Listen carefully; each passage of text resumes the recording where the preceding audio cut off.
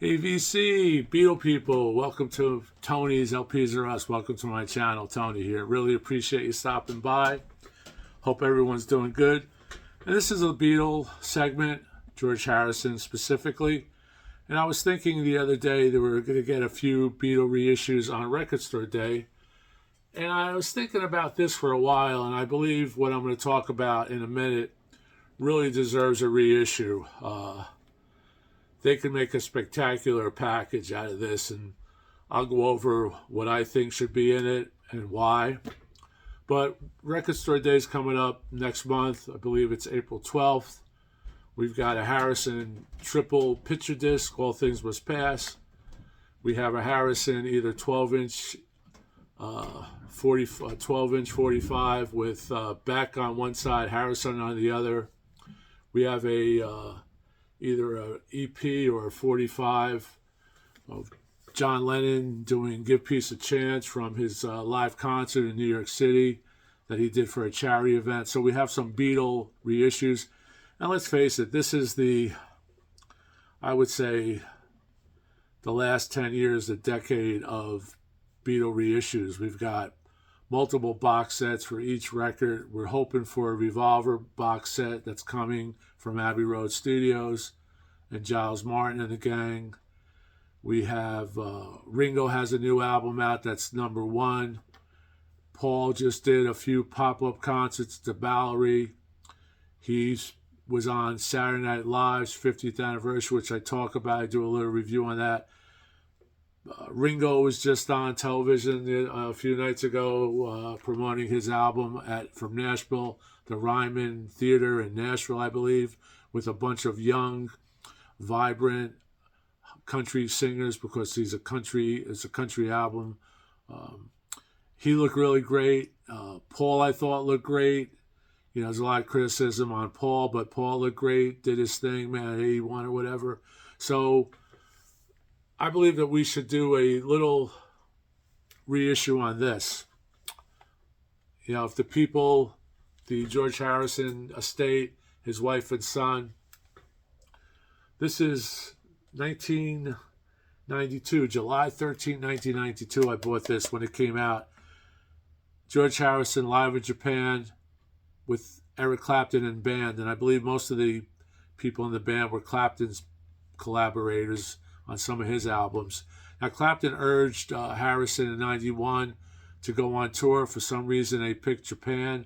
Harrison was very nervous. He actually indicated, and he stated in an interview, I was a little nervous at the very first show. And I think he was kind of nervous in a lot of shows because the vocals are kind of haphazard at times. But I'm going to tell you what I thought about it when I initially heard this CD and what I think about it when I just played it this morning or early this afternoon through my system, which is Tubes. I'm able to play I have a nice CD player that goes through the system, so it's very warm. And by the way, this is AAD, which is analog recorded, analog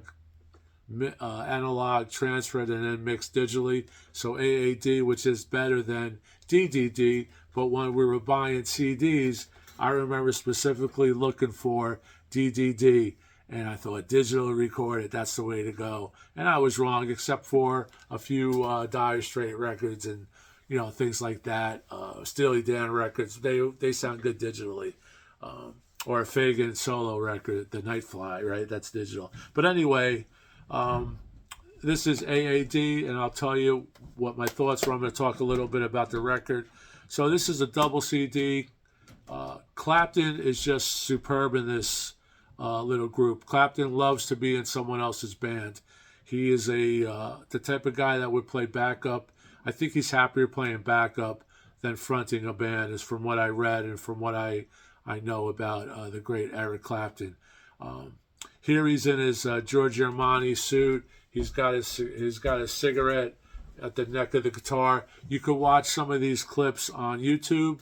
There's at least half the show is on YouTube, and there's a bunch of clips on YouTube from these shows. Some of them are pro shot, and some of them look like they were done with maybe a very primitive camera phone or video camera back in the day in Osaka and Tokyo. This record, this CD or this recording was in Osaka and Tokyo. He did 12 shows, Harrison did, in Japan. They culled a bunch of the tracks to make this record, I believe. I'm not really quite certain, but if you go to YouTube, you could see the video, and you'd see Clapton on the right, Harrison middle, left. Nathan East is playing bass, Clapton's bass player. Ray Cooper is playing percussion, is doing percussion. He's out there like almost stealing the show. He needs to slow down a little bit. Played a lot with Elton John. And you have Chuck Leavell, the great keyboard player, and he's interviewed on some YouTube tracks. You could look at. He talks a little bit about this if you could find that. This was Harrison's last solo record until Brainwashed came out, and Brainwashed was posthumously released. Jeff Lynne finished it with Harrison's family. Harrison was sick when he was finishing that record, Brainwashed. It won a Grammy, I believe, for Best Instrumental Track. Jeff Lynne said he tried to keep it.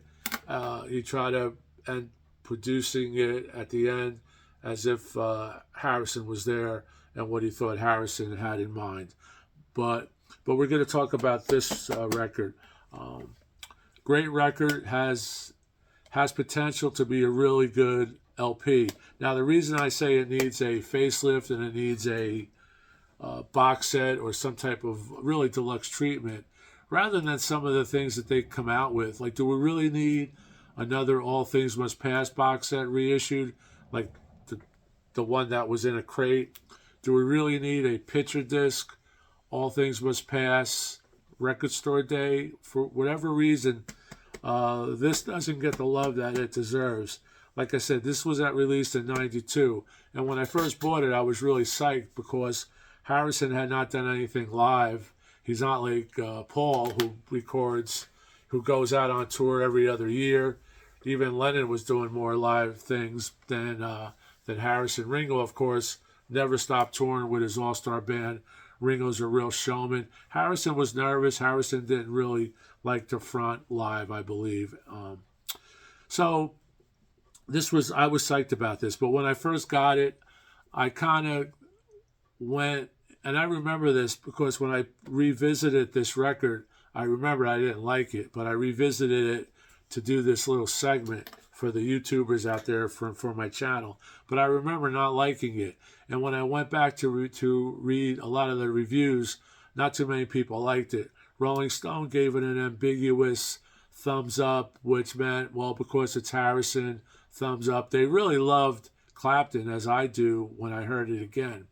They really loved Clapton. Most of the critics said it was a paint-by-numbers performance. George didn't sound confident, but like I said, George's a very nervous passenger when he's out front.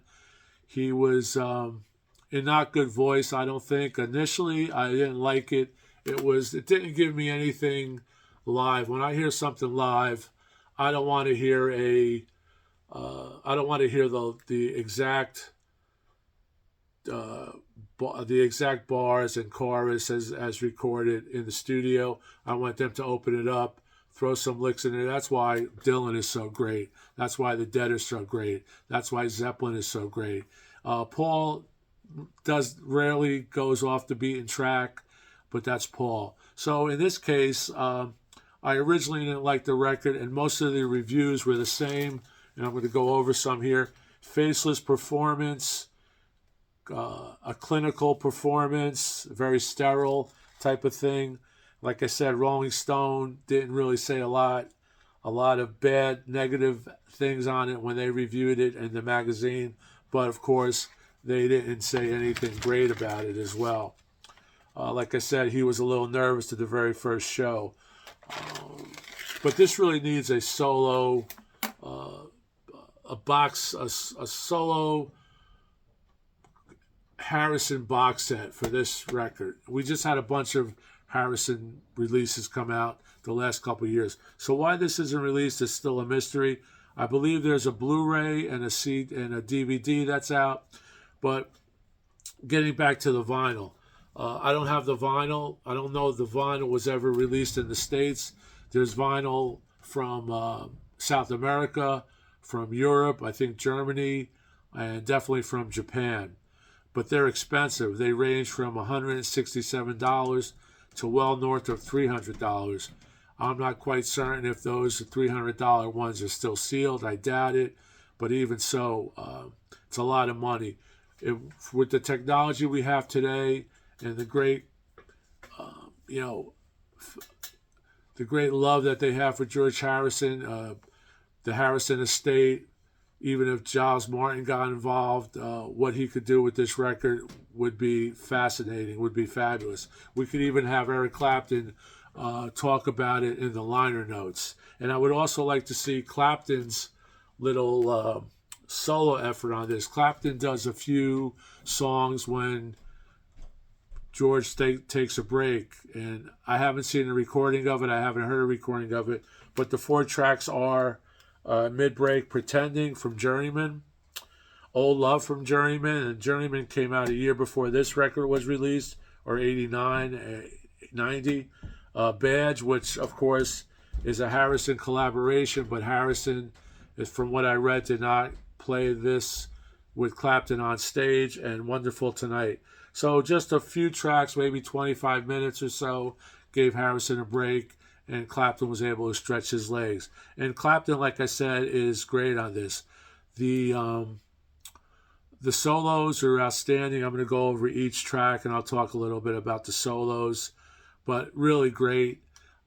As far as a deluxe box set, maybe we can include the Clapton segment. I'm sure that's recorded. It's somewhere, and maybe there's rehearsals that survive, because in rehearsal they rehearsed quite a bit of music that wasn't in the concert, or as far as what I know, that was released. We have When We Was Fab, which I believe is in the show.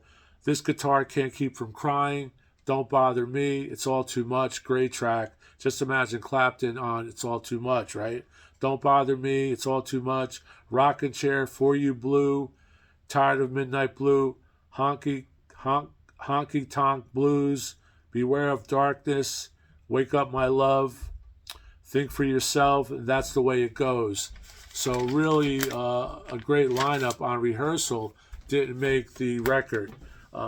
What made the record were great tracks. I Want to Tell You starts off, Old Brown Shoe, Taxman. Taxman starts off with a little snippet recording from the original Revolver. I forget now. When he counts off 1, 2, 3, and they go into that Taxman. So that's actually on the CD. Give Me Love, Give Me Peace on Earth, If I Needed Someone, Something. Clapton really explodes on that solo. He is so cool. Like I said, Clapton really loves to be in a backing band with Delaney and Bonnie, with Harrison, with whoever, be it Gilmore, Pink Floyd, or whoever he's collaborating with at the time. He just digs it. What Is Life? Dark Horse. He does a great Piggies on here. Very sarcastic Piggies. Got My Mind Set on You. Disc 2, Cloud 9. Here Comes the Sun. Again, a really nice solo from Eric.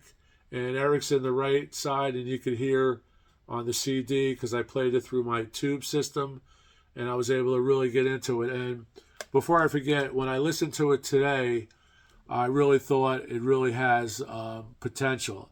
I didn't like it initially. I didn't like it as much as I like it now. Maybe because of the distance between the older me and the younger me, and what I've learned, that you kind of know what you wish you understand what you have after you lose it, that little cliche. So I think with today's technology, they could really finish this the right way and really make not that you're going to auto-tune him, but a remaster will, I think, bring the vocals out and bring out the separation of the instruments, because I'm only hearing it on CD. If you listen to it while on streaming, like a YouTube, you're not going to get the full impact that you get on, at least on the CD. And the CD, like I said, is AAD, which we thought wasn't good, but it's better than DDD. So Here Comes the Sun, My Sweet Lord, got a big rousing applause when he first came out all those years ago. When he does all those years ago, he introduces it as a song I did for my friend John Lennon. So this is a tribute to John Lennon, as you know, all those years ago. Cheer Down, Devil's Radio, a nice little version of that. Isn't It a Pity? While My Guitar Gently Weeps, again, great Clapton solo. And they finish it off with the Chuck Berry, Roll Over Beethoven, which I believe is the only cover on here that Harrison did not do before. There's some Beatle covers, but they were Harrison songs. Produced by Spike and Nelson Wilbury, the alter ego of George from the Wilburys. And here's a little booklet that's in there. You could see the cover of Georgia. You could see it in the camera. Little shimmering black on black. Nice Obi strip that's on the actual case. And here you have some clips of the band. Now, liner notes are weak. No explanation of what was going on, why it was going on, why they choose those songs. I like to see all that in a box set. I would like to see some rehearsal clips if they're available. I think they may have been taped or even audio. On a record it would be fine, right? Audio. I'm thinking DVD as well. But there is a Blu-ray that's out. Not sure if it's a bootleg or not. You Beatle people may know. I don't have it. I watched what I did on YouTube the other day. But the Clapton segment are those 4 songs. And they may vary. He may have done other songs on different nights. I'm sure every solo was different, because when I see Clapton live, every solo is different. He does not play the solo the same way. This was the band, a really nice band, but they were kind of holding back. They weren't aggressive. They weren't taking it. And I don't think Harrison was ready to take this on tour at the time. He was kind of pushed out, and obviously he didn't do anything else live until maybe a charity event in England or in London, England, and I think that was it. And then in 2001 November, he died of cancer. So we don't have a lot. I believe that the last album was Brainwash, was released posthumously by and produced by Jeff Lynne and the family. Jeff Lynne was collaborating. Harrison was doing Brainwash while he was sick. He knew he was terminal. He didn't live to see it released, didn't live to see it finished, but Jeff Lynne and his son, Harrison's son and wife, got involved and finished it. But here's the band. It's George Harrison, Steve Ferrone on drums, Ray Cooper, great percussion player, like I said, played with Elton John, Greg Fillinganes, keyboards, backing vocals, Nathan East, of course, bass, Andy Fairweather Lowe, guitars, Clapton guitars, backup, Teresa Niles and Katie Kissam do a great job on vocals. I don't remember background singers on the studio albums, because I haven't listened to those tracks on studio albums. I know obviously the Beatle records didn't have female backup singers, but they do a really nice job. It kind of reminds me of Elvis's in concert songs with his group of girls, backup singers. I love the female backup singers. This was recorded in '91 in December in Osaka and Tokyo, and it was mixed in February of '92. So kind of did a rush job on this, kind of pushed it out to the market, but for whatever reason, it was during the CD era, but it wasn't on vinyl in the States, as far as I know. I'm sure imports were coming in, but right now they're only available as import, and they're very expensive. So if we could get the Harrison people and Clapton to get involved with this, push this out as a great maybe 3-record box set with liner notes and tour stuff, tour memorabilia, maybe some insight from the people who are still living that toured on this tour in 91. I think that would make a really great addition to your Beatle collection and to your Harrison collection. So that's just, what I'm thinking. But like I said, originally, I thought kind of lackluster like the critics. But when I listened to it this morning and this afternoon, really grew on me. But I listened